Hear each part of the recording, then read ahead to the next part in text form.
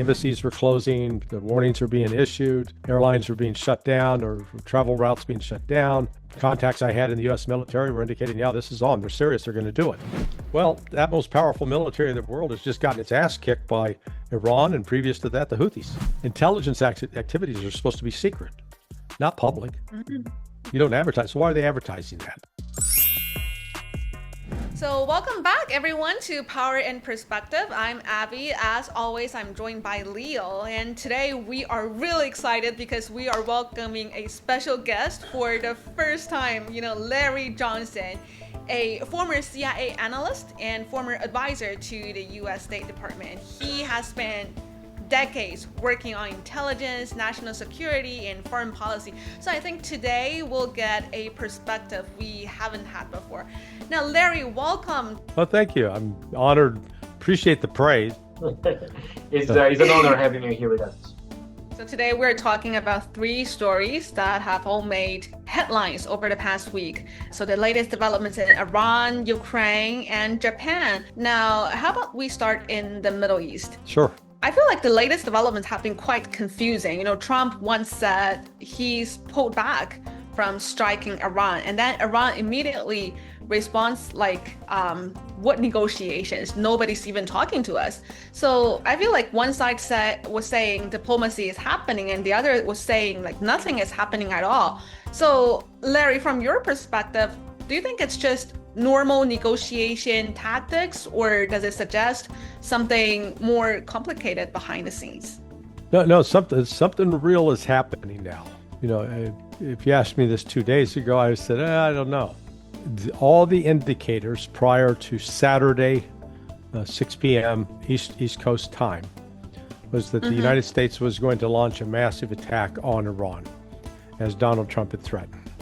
We saw embassies were closing, the warnings were being issued, airlines were being shut down or travel routes being shut down, and contacts I had in the U.S. military were indicating, yeah, this is on. They're serious. They're going to do it.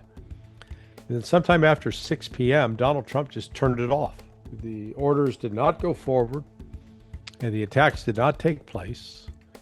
And then we start getting word that, quote, they are in negotiations. Now, the reality is Iran and the United States are not talking directly. They are talking through intermediaries. Islamabad, Hassan Munir is primary contact, and in Qatar, they are sort of a secondary but important player. And Iran is talking to Oman on its own to sort out what they're going to do with respect to the Strait of Hormuz. The only thing I can conclude is that Trump was spooked in a couple of ways, that he was briefed, and it is true, that the United States supply of precision missiles, both for air defense as well as offensive operations, are very, very short in supply and are not likely to be replaced anytime soon because they need rare earth minerals. There are basically 5 rare earth minerals that include gallium, tungsten. Tungsten is not a rare earth mineral, but it is a special, metal that are all controlled by China.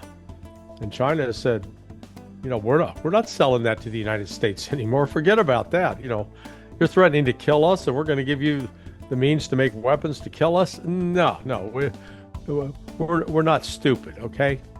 So, China shut them down on that front. The other part was the Saudis and Qataris were telling Trump, man, don't do this. If you do this and you follow through on the threats and you hit these nuclear sites and you hit these power sites, Iran's going to shut us down. And it'll be devastating. We may even have to evacuate our country because we will not have power. We will not have functioning water systems through the destruction of desalinization plants. And so Trump shut it down. Now, what I just learned about an hour ago is the U.S. Treasury has now issued 3 orders lifting sanctions on businesses connected to the IRGC. Why would they do that? That's because there's something happening here, which is the opening line to that Buffalo Springfield song from years ago. There's something happening here. What it is ain't exactly clear. We need to stop, look, and say what's going on. So the possibility of, Iran's been very firm about what its conditions are for the deal. It is going to control the Strait of Hormuz. Now, apparently, I think the outlines of the deal are that Iran is going to, all ships that want to come into the Persian Gulf are going to have to enter on the Iranian side of the channel. Iran will then assess each of those ships a fee for coming into the Persian Gulf. And then they can go load up and do whatever, and then they can sell right out to the Omani side. So setting up that fee structure, I think Iran is going to share some of that money with Oman. But there are other things that Iran is insisting on, that in tandem with that, the blockade has to be lifted, the sanctions on the oil tankers have to be lifted. It's unclear if they've made any specific demands about the unfreezing of assets, but I see like the Treasury Department lifting sanctions on the IRGC. That's pretty damn significant. That's nothing to ignore. So they very well may be close to a deal. But the reason the United States is now desperate for a deal is because the economic damage that has already hit the world economy is enormous, and the financial markets really don't accurately or adequately reflect what's going on. They've actually painted a much rosier picture. One of the important things out of the Persian Gulf is the oil, and the oil is rated basically two categories: sweet and sour. It's not like sweet and sour chicken, the American bastardization of Chinese cuisine, okay? But what is it called? General Tso's chicken? Yeah, General Tso. Yeah. So you've got the sweet crude is produced in the United States. It's low in sulfur, less than 0.5%, I think. Anything above that is considered sour or high in sulfur. And you've got to build special refineries. I use the example of two types of handguns. A revolver, which has a rotating cylinder. You load the ammunition in the cylinder, and then you press the trigger, and it fires the bullet. As opposed to a semi-automatic handgun, which has a magazine. You have to put the ammunition in the magazine, and then put the magazine in the magazine well of the gun. Then you have to move the slide back and forth so it chambers a bullet, chambers a round of ammunition. They're both guns, but they're different, and you can't just interchange one with the other. That's how it is with sweet and sour crude. The sour crude requires refineries set up specifically to deal with that, because they extract the diesel and aviation fuel out of what are called the middle distillates, or like the middle part of the oil. And there are 4 areas, geographic regions in the world that have refineries set up to specifically handle this. The Gulf Coast in the United States, between Texas and Louisiana. India, I believe it's on the west coast of India. There's this other country, begins with the C. Oh yeah, China. China is a big refiner of the sour crude. And then Japan and South Korea. Now what's happened since the cutoff of the Strait of Hormuz in February, there were still ships on the high seas making its way to like India and to China and to Japan and South Korea. So they didn't start experiencing an actual shortage until around the 1st of April, end of March, 1st of April. Then so since April, so we got May, June, July, we've had 3 months, no oil, or virtually no oil, coming out of the Persian Gulf. And while the Persian Gulf supplied 20% of the world's global supply, the percentage for both India was the highest, Japan and South Korea the highest. China had more flexibility. Yeah, it was an important source, but China's got Russia. And, when you got friends like Russia, it's like, going out to lunch with your friend who's a millionaire. You don't worry about who's going to pay for lunch. They got it covered. This has now created a global shortage of diesel and aviation fuel, and that shortage is driving prices up. And the prices on diesel, like for example, they haul food, they haul other products, and all those transportation costs get passed downstream to those things. So, what Trump's looking at here is he's trying to get out of this hole and to, maybe because right now the global economy, I will assert, it's in a recession globally, not just in some countries. If this doesn't get fixed soon, it could plunge the world into a genuine depression, significant economic collapses. And so there's lots of pressure behind the scenes to get a deal done here. And the United States has very, very little leverage militarily anymore. So I think it's pretty interesting what we're watching, that it looks like there actually may be a deal. Okay, and I was also reading about Strait of Hormuz. About like 2 days ago, I read that Iran was saying that they were still saying that U.S. will never be allowed to create alternative shipping routes there. And Trump was saying like the strait is already effectively under U.S. naval control. So that's just a lie. I mean, Trump might as well say he has unicorns flying out of his ass, What has Trump gained from this adventure? Because actually I didn't understand what's the point of all this show, all this conundrum, and at the end of the day they're going to make a deal and Iran is going to get stronger. Losing American influence in all of West Asia, weakening the United States military presence there, exposing the United States as having severe shortcomings militarily, despite, Trump always claims the United States is the most powerful military in the world. Well, that most powerful military in the world has just gotten its ass kicked by Iran, and previous to that, the Houthis.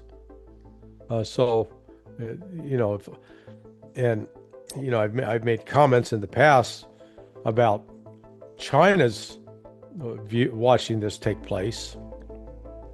And one, they've been providing tremendous assistance to Iran. The most notable was Iran has adopted the Chinese Beidou system, which is a satellite geospatial system for locating and launching missiles from one place to another so it hits on target. Previously, Iran had relied upon the GPS, which was a U.S. system, and it turned out the U.S. was hacking it and able to divert Iranian missiles from their intended targets. So now with the Chinese system, Iran has been very, very accurate and has inflicted devastating losses on U.S. military assets in the region. But the other thing that, China watches this, and every Tomahawk missile, every JASSM missile, the Joint Airstrike missile that's launched against Iran is one less missile that could ever be launched against China. So China is actually able to use Iran right now to deplete the U.S. military capability. And I think they're absolutely doing that. I think there's another thing that's going on here which makes the relationship between Iran and China so fascinating, is China's developed some, advanced missiles, etc. They've never tested them in a wartime environment. it's one thing to go out to a range and launch a missile and say, "Oh yeah, look, it works. It takes off and it lands and it hits the target." Does it actually work in a combat environment? And I can't prove this, but I think I'm on solid ground in claiming that China has provided some of its missile systems to Iran, and along with that, Chinese technicians who help program and launch those missiles in order to test them to see how do they work against U.S. air defenses. Because you don't want to wait till you're in a war with the United States to find out if those missiles work or not. So that's another sort of dimension here, and that's what Donald Trump's accomplished. He's strengthened the relationship of China and Iran. He's weakened the U.S. militarily, and he's given the Chinese a way to test their weapon systems against U.S. systems. When you were saying Russia and diesel, so the energy market, Yeah. I feel like, the Middle East and Russia, diesel, energy markets, they're all starting to overlap. So I was thinking about that the other day. So do you think we are reaching a point where, these conflicts can no longer be viewed separately? Well, yeah, they are connected in terms of both from the U.S. standpoint, the U.S. provision of weapons that it can no longer provide, and that the use of U.S. weapons like ATACMS missiles, Patriot missiles, in both theaters have resulted in significant depletion of the U.S. assets. So that's number one. Number two, both areas have become proxies. Well, it's more apparent in Iran, where Iran is being supported by Russia and China, receiving significant support militarily and through intelligence channels, in the same fashion that the United States is providing intelligence and weapons originally to Ukraine and to Israel and to the Gulf states. Let me say, the connection is this, in that both wars have exposed the limitations of U.S. military power. That is, I think, a lesson that folks need to understand and grasp. Okay. I've also seen reports that some U.S. military resources that originally planned for Ukraine are now being redirected to the Middle East. So do you think that tell us something about how Washington is prioritizing different conflicts today? Well,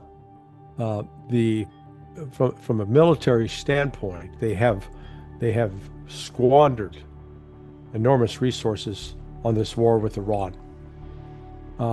If you go to the other two major military commands,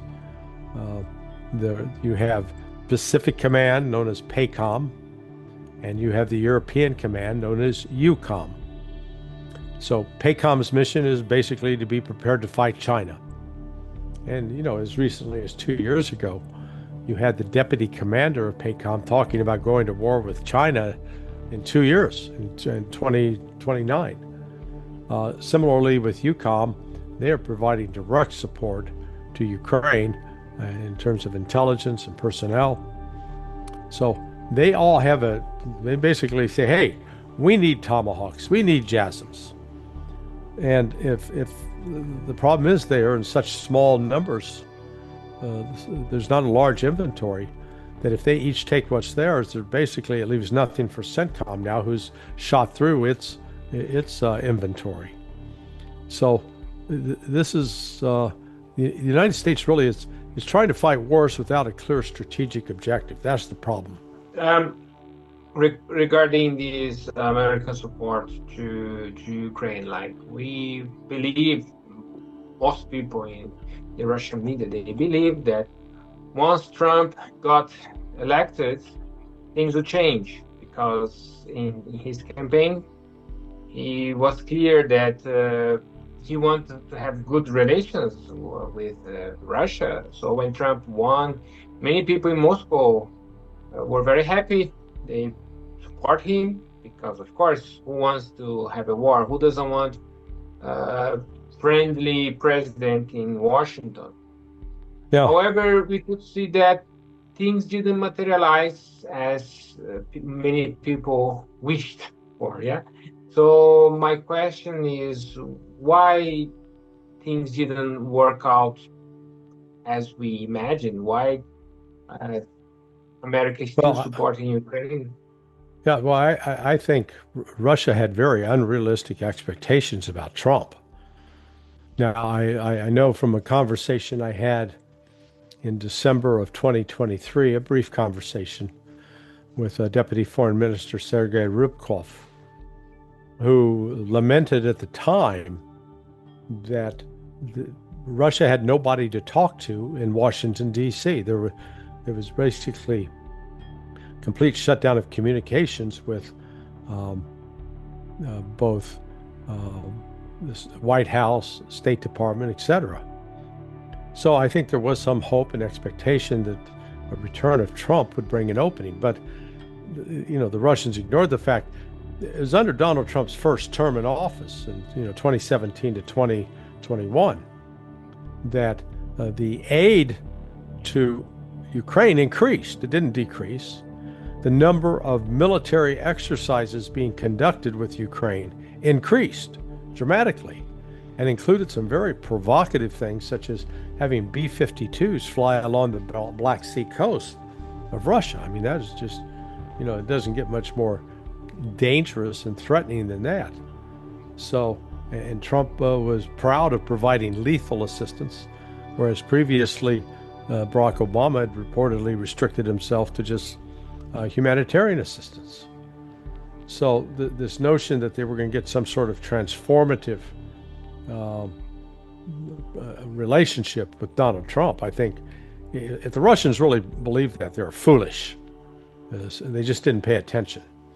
And so what they've got right now is the fact that Trump is showing no signs whatsoever fully backing out. I mean, he could have cut off aid completely to Ukraine, and he hasn't. I also want to know, like, what's really happening in America, like how American people really feel. Because I was reading some recent polling, Reuters and Wall Street Journal. They said public support for military action against Iran has fallen to about only 1/3 of Americans, and that's the lowest level since this confrontation began. So a lot of American people say they don't really understand what is the objective is anymore. They just see higher oil prices and a higher cost of living. So does it match what you are seeing on the ground? Oh, yeah. No, look, this war didn't start off as a popular, widely supported war.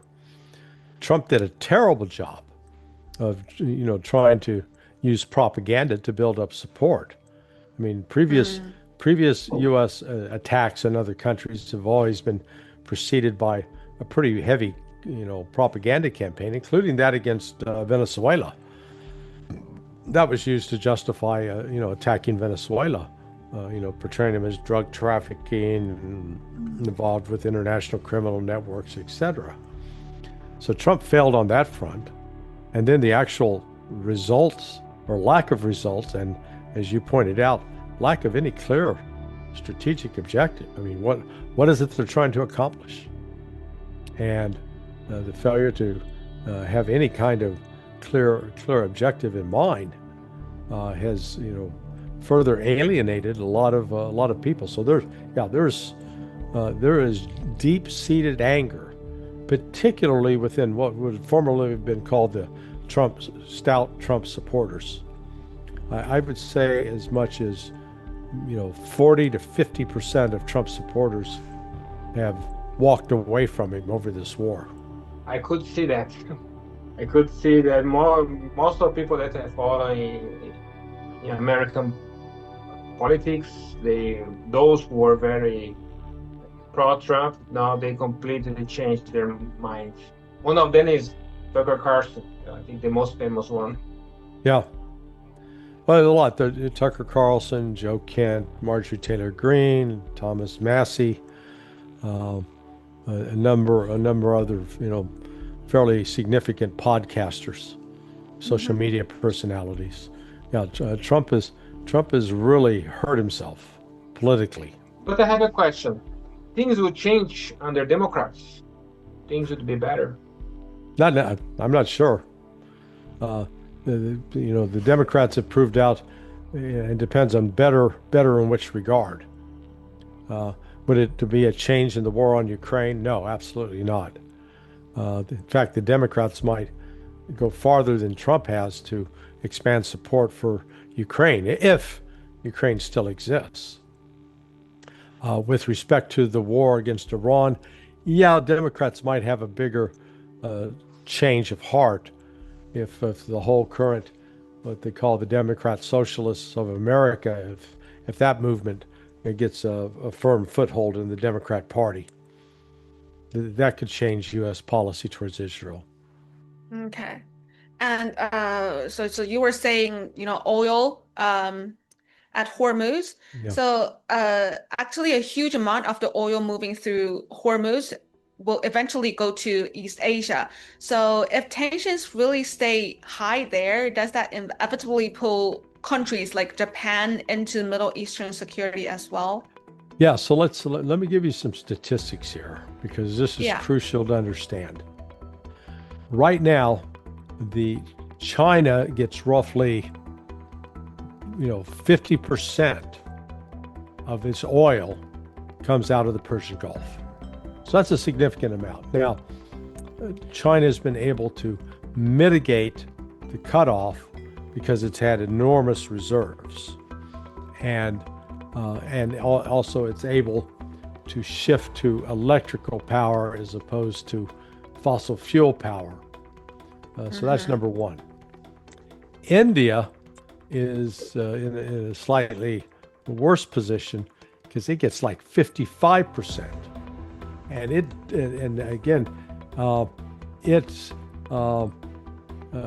it's able to mitigate by buying Russia crude. So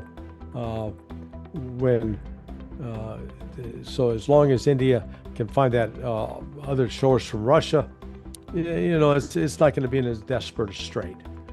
The ones that are in trouble, Japan and South Korea, they get 90% of their oil from the Persian Gulf.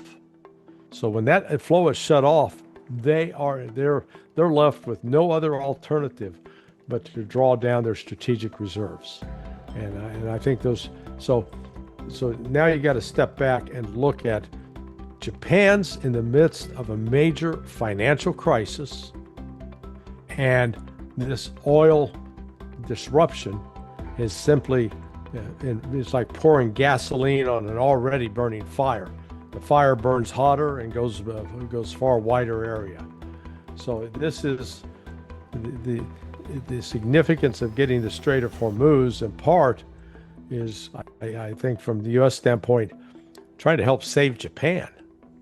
Because, and again, once the oil starts flowing out of the Strait of Hormuz, it's still 40 days. It's going to be middle of September before Japan actually sees an oil tanker show up on its ports. Same for South Korea. Talking about Japan has recently been a huge topic across Asia, actually, over the past few days. I'm not sure if you have heard it already, but Japan has officially launched a new national intelligence system, like the Japanese CIA. Yeah, you got to ask the question, why are they announcing that? Intelligence activities are supposed to be secret, not public. Mm-hmm. You don't advertise. So why are they advertising that? So I think this may have more to do with trying to, if you will, intimidate or, cause other countries to have to do some planning they otherwise might do. It could just be a ruse, a distraction. Exactly, because the timing is actually very crucial here in Asia, and received a lot of attention in China and South Korea because it started operation on July 31st, so 7/31. And for many people across Asia, those numbers immediately recall Unit 731. in the history of World War II. So I guess Yeah, that's the signal sending. well, that again, that unit, as I recall, was involved with chemical weapons and biological weapons. And there is still no love lost between China and Japan as a result of the horrific casualties that the Chinese people suffered during that war. Most people in the West don't appreciate that Russia and China combined, the total casualties that the Soviet Union, and so that would include Kyrgyzstan, Tajikistan, Uzbekistan, Ukraine, but the total casualties endured by the Soviet and the total casualties endured by the Chinese represented 75% of all the deaths in World War II. So China and Russia, in terms of their modern states, understand in ways that nobody else does the kind of loss that was incurred. The other thing I think everybody here say what? Everybody here lost a grandfather or great grandfather. Everybody Yeah. can say Russia, and even in Central Asia. Now I live in Central Asia. Everyone here lost a grandfather or great grandfather, basically. Yeah, no, I know it was just horrific. And then when you also realize that China's importance in fighting the Japanese during that war in the Pacific, China kept 70% of the Japanese military confined in China. So only 30% were out on the islands to try to defend against the United States. Can you imagine the kind of what would have happened if the United States had to face the full force, say 90% of the Japanese army in the Pacific Islands, but instead China, was fighting, really fought more of the Japanese army than the United States did. So again, a lot of mythology surrounds all of this, and that's why any new military moves by the Japanese, I think, are justifiably viewed with some real concern by Chinese. So, operating this new intelligence bureau, is this primarily Japan making its own decision, or is it also part of a longer-term shift encouraged by the U.S.? No, it's Japan's economic survival is now tied more closely to the United States than at any time in the past. Just this recent bailout that took place this week with the United States pumping in euros, of all things, just in order to keep Japan from having to sell off all of its enormous dollar holding. So, I haven't seen really any good explanation, and I'm starting to do research on it, explaining the connection between Japan's current economic crisis and the cutoff of the oil and other commodities from the Persian Gulf over the last 4 months. Another debate happening inside Japan right now is you know about the 3 non-nuclear principles. So Tsunai Takaichi, she's been talking about revising this principles, the 3 non-nuclear principles. And some politicians, they are even discussing the possibility of US-Japan nuclear sharing. So having US nuclear vessels staying in Japan, meaning that Japan has nuclear power. So they're sharing this. Now, public opinion polls still show 80% of Japanese people, they want to keep these principles, non-nuclear principles, in place. So how do you think about the gap between official debate and public opinion? It depends on the accountability of the political system. If political leaders, like we're watching in Europe, they can take, they're adopting positions in terms of an aggressive war footing towards Russia, despite the fact that the majority of their populations feel the exact opposite. So it's only when those politicians are held accountable in some form or fashion that you can get a real a real connection between what the people want and what the leaders are doing. So I think it's commendable that the Japanese public still says, hey, going down the nuclear road is a terrible idea. We're not going to do that. What kind of new phase do you think Japan wants to enter in this post-war security policy? Well, it's trying to become more militaristic at a time when it financially can't afford it, and it's trying to more closely align itself with what I'll call the United States neoconservative position of being the world policeman. So instead, Japan really should be looking to, potentially move away from the United States and the control, being under the financial control of the United States. But the problem is it's like a heroin addict, a person with an addiction to heroin. The United States is its main supplier of heroin, so it's got to stay connected. Okay, I have a question. You can see that the United States is involved in 3 regions at the same time: East Europe, Middle East, or some people say West Asia, and East Asia. So when things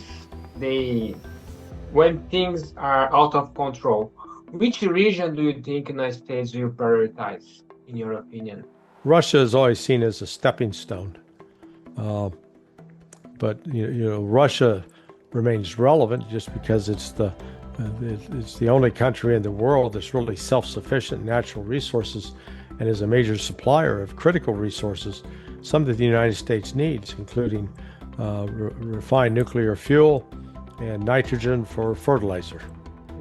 All right, that's all the questions I have. All right, guys, enjoyed it. Thanks so much. Bye-bye. Thank you. Bye-bye. Have a Thank you good so day. much. Bye.